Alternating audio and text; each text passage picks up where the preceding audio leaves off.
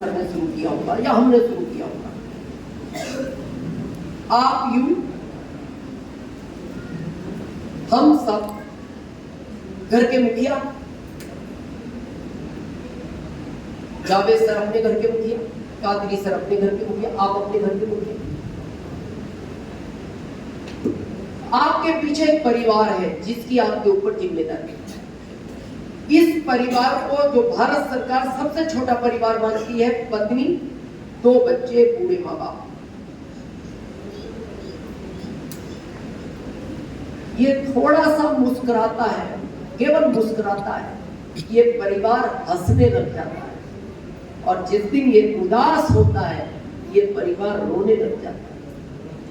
आप ताकत देखो इस व्यक्ति की, ये हल्का सा मुस्कुराया, परिवार हंसता है, और ये जिस दिन उदास हो जाता है ये रोता है।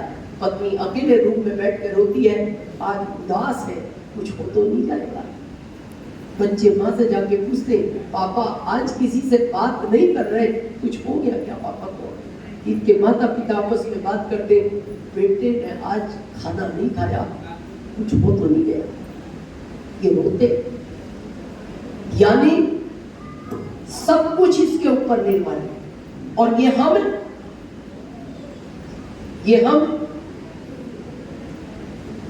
एक कड़वा सच है और अटल सच है, जो इस दुनिया में आया है वो जाएगा। जो इस दुनिया में आया है ये अटल सच है। तो फिर तकलीफ क्या है? जब ये अटल सच है, जो आया है वो जाएगा, फिर तकलीफ क्या है? पता है तकलीफ क्या है? पिता पहले जाने चाहिए, बच्चा बाद में जाना चाहिए, तब तकलीफ नहीं है। तकलीफ तब है पिता दुनिया में है और बच्चा इस दुनिया से चला गया।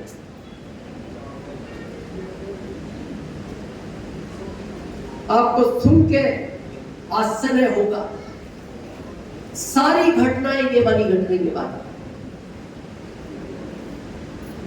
हमारे यहाँ क्या प्रथा है?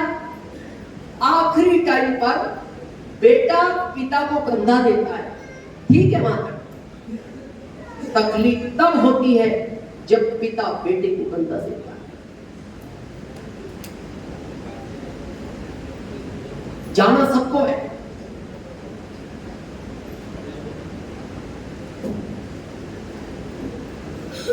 कुछ समय के लिए एक बार सोचना, कुछ सेकंड के लिए सोचना। बहुत लोग कहते हैं ना मेरे को आरसीएम की आवश्यकता नहीं है, हम कहते हैं मत करो आरसीएम, मत करो। एक बात का जवाब देना, आप जो भी काम कर रहे हो, घटना क्यों घटेगी आपके साथ, समझना चाहते हो? आपने कभी नहीं सुना होगा एक ट्रेन पटरी से उतरी, 5 किलोमीटर खेत में चली, फिर एक गांव में पहुंची और एक घर में 5 लोगों को मार दिया। कभी नहीं सुना होगा। क्यों? घर में ये सब सो रहे हैं, इनके साथ घटना नहीं घटेगी क्योंकि ये घर में सो रहे हैं। आपने कभी नहीं सुना होगा हाईवे पे एक ट्रक आ रहा था, हाईवे से उतरा, 20 किलोमीटर खेत में चला और एक घर में 5 लोगों को मार दिया। क्यों? घर में ये सब सो रहे हैं। घटना क्या सुनी आपने? 2 ट्रेनें, एक इधर से मालगाड़ी थी, एक इधर से पैसेंजर थी, कोहरा ज्यादा था, फोक था, ड्राइवर को सिग्नल नहीं दिखा, ट्रेनें टकरा गई और 180 लोग मर गए। उन 180 में ये है। कल हम सोलापुर से जब लातूर आ रहे थे, हमारे साथ कार में वो है यहाँ की शायद नीचे, हमारे 2 मिनट पहले एक पिकअप को सरकारी बस टकराई। उस सरकारी बस के पीछे BMW कार टकरा है।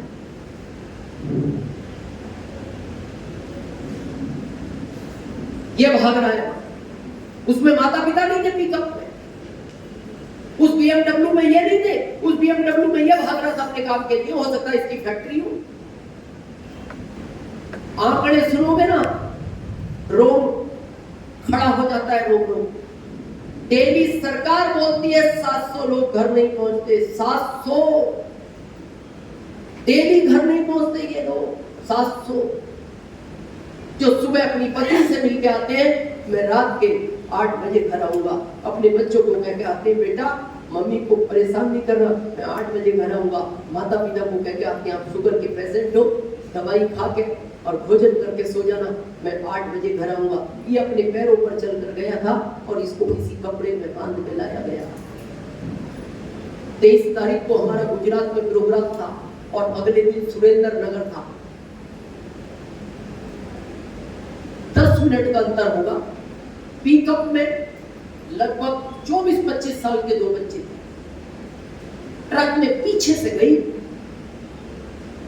और यही पता नहीं लगा, हाफ हो गई वो हाफ, मतलब पिछला हिस्सा डाले तक आ गया। जगह में मर गए दोनों बच्चे, उनको काट कर बाहर निकाला गया, काट कर बॉडी एक काट के निकाली। बिल्कुल ऐसा हम रुके वहां पांच में।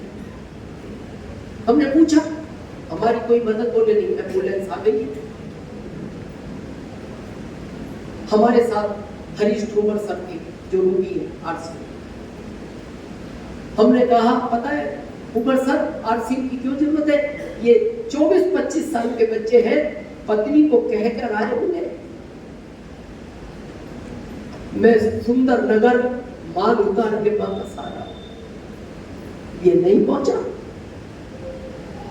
बस आप एक जवाब ढूंढना, मत करो आरसी नहीं आता समझ में, मत करो।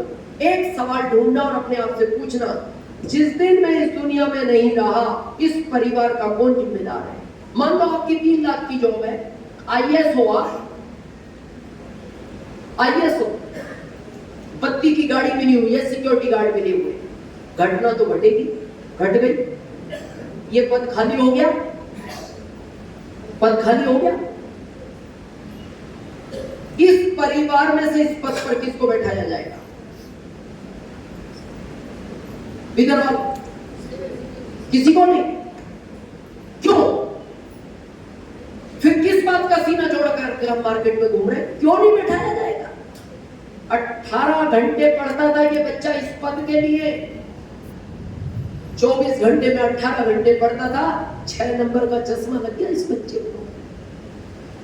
और इसको ये पहले पता होता ना कि मैं अपने पिता के पहले इस दुनिया से चला जाऊंगा, शायद ये घर से भी ना निकलता।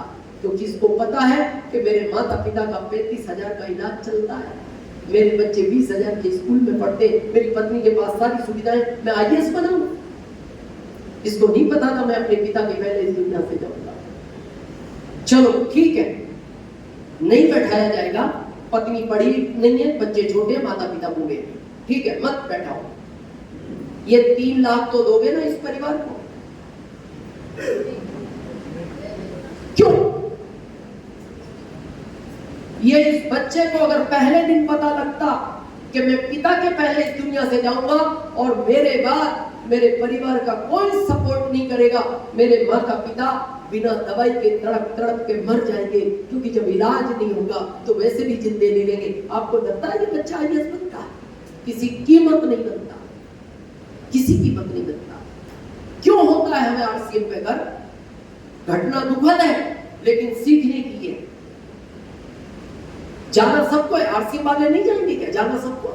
अभी हमारी एक दुखद घटना हुई, सफायर लेवल छत्तीसगढ़ रायपुर, स्वर्गीय श्री रत्नेश जी जैन, पहला भी आरसीएम का छत्तीसगढ़ में उन्होंने ही बोया था। उम्र पता क्या थी? यही केस हुआ 44 साल, इनकी उम्र 44 साल, परिवार में अकेले, पत्नी 40 साल की, बेटी 11 साल की, बेटा 5 साल का, माता जी 75 साल की, बाबूजी 80 साल के। और इनका एक्सीडेंट नहीं हुआ, ये खड़े थे, इनके धर्मगुरु कहीं से आ रहे थे, सारे कॉलोनी के लोग इकट्ठे थे, धर्मगुरु का इंतजार कर रहे थे। उधर से 3 बच्चे बाइक पे आए, बारिश का समय था, बच्चों ने ब्रेक भी लगाए, बाइक स्लिप हो गई।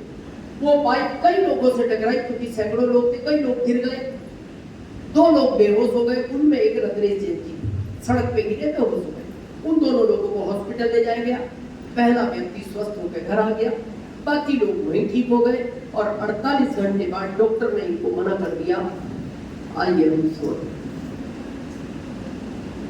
विचार करो, एक बार विचार करो, इस परिवार पे क्या गुजरी होगी जिस दिन ये खबर घर में आई होगी, पिता के पास, उस मां के पास बच्चा नहीं रहा। लेकिन आरसीएम की ताकत देखना, क्यों गर्व होता है आरसीएम पर, और इसीलिए हम बार बार कहते हैं इसको हल्के में मत लो, इसको धीरे धीरे मत करो, क्योंकि उसने क्या समय लिख रखा है किसी को नहीं मालूम।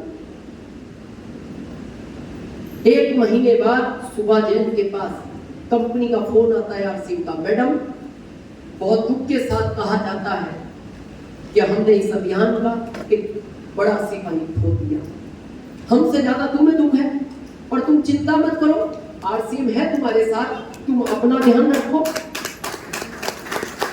अपने बच्चों का ध्यान रखो। क्या जवाब मिला?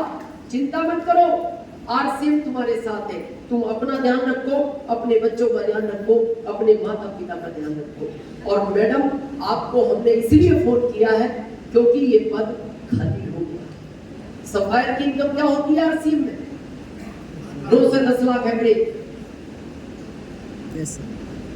कंपनी ने क्या कहा? ये पद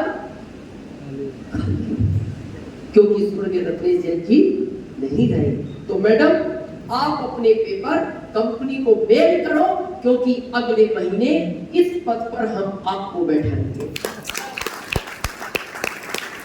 और आज सुबह जैन आरसीएम की सफायर है, पिछले महीने का उनका लाभांश था टीडीएस काट के 2,27,000 एक महीने का। ये सिर्फ आरसीएम है जो इस खाली पद को भरता है, दुनिया में कोई इस खाली पद को नहीं भरता। जब ये नहीं रहेगी, ये बच्चा इस पद पर बैठ जाएगा, ये सिर्फ आरसीएम होता है। आप बहुत लोगों ने शायद स्वर्गीय रत्नेश जैन जी को सुना होगा। यस। कभी फिजिकल यहाँ सुना?